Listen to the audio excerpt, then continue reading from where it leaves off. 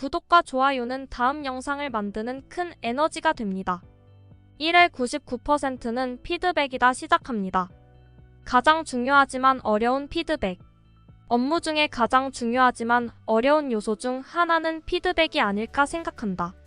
대부분의 사람은 피드백을 받는 것을 불편해하고 상대가 상처받을까 봐 피드백해주기를 주저한다. 하지만 피드백을 받지 않는 사람은 자기 생각이 절대적으로 옳다고 착각하고 자기 생각 안에 갇혀 더 이상 성장하지 못하게 된다. 사람은 스스로를 객관적으로 관찰하기 어렵기 때문에 혼자서는 자기 실수를 알아차리기 어렵기 때문이다. 우리는 피드백을 줄 때 상대가 피드백을 잘 받아들이지 못한다고 생각한다.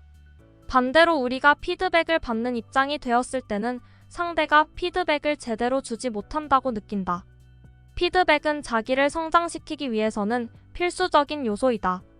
그런데 왜 우리는 이토록 피드백을 어려워하는 걸까? 1의 99%는 피드백이다에서는 이런 상황을 개선하려면 피드백을 주는 사람이 아니라 받는 사람이 바뀌어야 한다고 주장한다.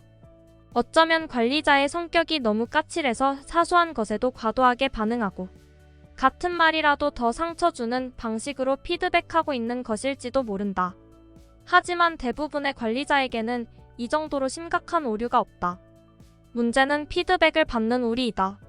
피드백을 주는 사람이 아무리 끈기 있고 노력하게 접근하더라도 그것을 받아들일지 결정하는 것은 피드백을 받는 우리이기 때문이다. 피드백에서 우리를 자극하는 요인이 단 3가지뿐이라고 주장한다. 그것은 진실 자극, 관계 자극, 정체성 자극이다. 진실 자극은 피드백의 본질 그 자체에서 비롯된다.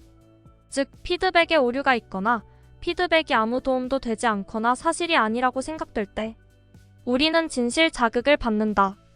이때 사람들은 분개하고 부당하다고 여기며 화를 낸다. 관계 자극은 피드백 제공자라는 사람에 의해 생겨나는 자극이다. 모든 피드백은 피드백 제공자와 수용자 간의 관계로부터 영향을 받는다. 또한 피드백 제공자에 대한 생각과 그들이 우리를 대하는 태도에 대한 느낌 등에 따라 우리의 반응이 달라진다. 피드백의 본질은 정보 전달이다. 피드백과 상관없는 요소 때문에 피드백에 대한 반응이 달라지면 피드백은 변질될 수밖에 없다. 정체성 자극이란 자기 자신에 관한 것이다. 피드백으로 인해 정체성이 무너지는 것이다. 정체성 자극을 받으면 당황스러운 기분에 사로잡히거나 위협을 느끼거나 창피해하거나 평정심을 잃게 된다. 정체성 자극을 느끼게 되면 장점과 약점에 대한 미묘한 대화를 나누기가 불가능해진다. 1. 진실 자극. 피드백에는 평가 피드백과 인정 피드백이 존재한다. 평가 피드백은 평가를 받는 사람에게 상처를 줄 수 있다. 이런 문제를 예방하려면 상대가 지금껏 잘해왔다는 확신을 주는 평가 기반이 필요하다. 내가 있어야 할 곳에 제대로 자리 잡고 있으며 관계가 영속되리라는 확신을 가져야 상대의 조언이나 인정을 받아들일 수 있기 때문이다. 지금 실수하면 해고당할 수도 있다는 생각을 하고 있는 상대에게 평가 피드백을 하기는 불가능하다. 인정 피드백은 상대를 인정하기 위한 피드백이다. 인정의 뜻을 제대로 전달하려면 피드백이 구체적이어야 하고 피드백을 받는 상대가 가치 있게 여기고 기꺼이 귀를 기울일 법한 형태의 표현을 사용해야 한다. 내가 원하는 피드백의 유형과 상대가 제공하는 피드백 유형이 서로 다른 경우와 내가 피드백 제공자의 의도를 오해하는 경우 상황이 꼬이게 된다. 따라서 피드백 제공자는 피드백의 목적을 드러내놓고 이야기하는 게 좋다. 무엇을 위한 대화라고 생각하는지, 어떤 대화가 당신에게 가장 도움을 준다고 생각하는지 명확하게 밝혀야 한다. 그런 다음 논의를 하고 쌍방이 서로 다른 것을 필요로 한다는 사실이 밝혀지면 협상을 해야 한다. 2. 관계 자극. 관계 자극이란 내가 피드백 제공자에 대해 갖는 생각에서 비롯되는 자극을 말한다. 인정받지 못했을 때 무엇을 해야 할지, 명령을 받았다는 사실 때문에 자극을 받았을 때 주로 발생하는 자극이다. 편안한 상대와 함께 있으면 관계 자극을 받지 않고 최고의 기량을 펼칠 수 있다. 하지만 이런 상대는 우리가 갖고 있는 가장 날카로운 면을 개선하는 데 도움이 되지 않는다. 그들은 우리의 날카로운 면을 보지 못하기 때문이다.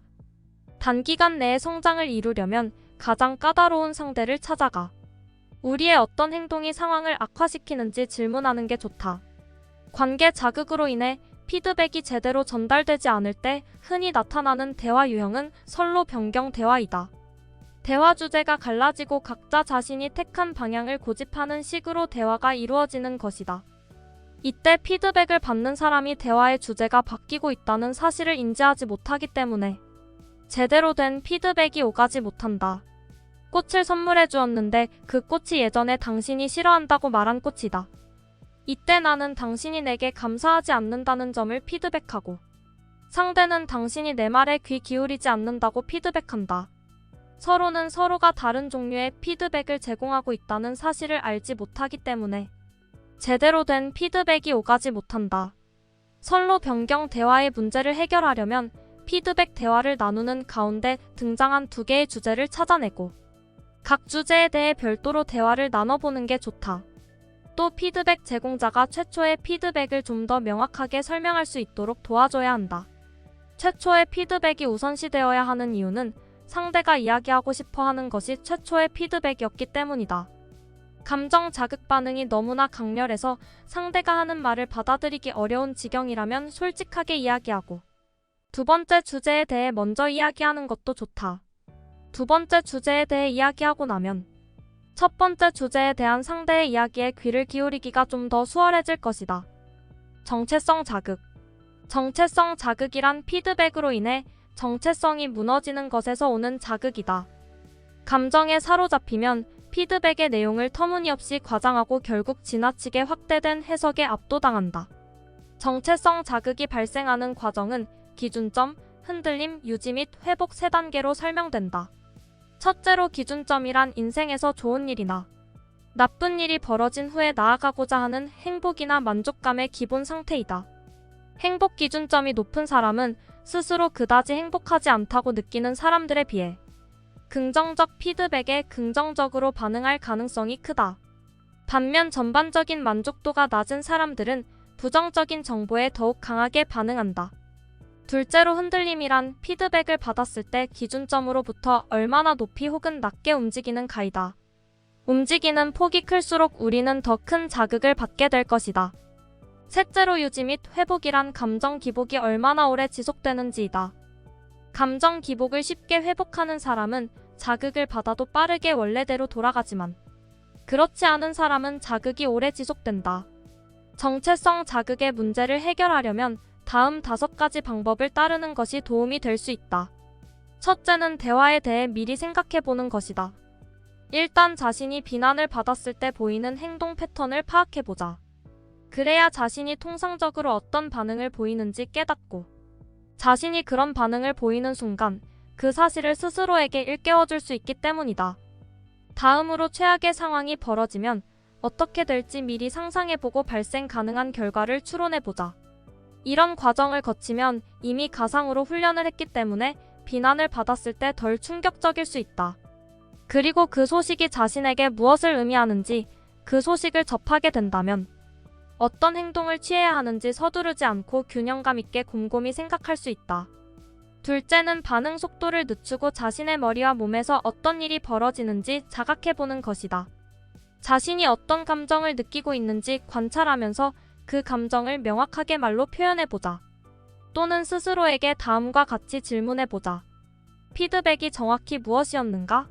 그 상대가 어떤 말을 했는가?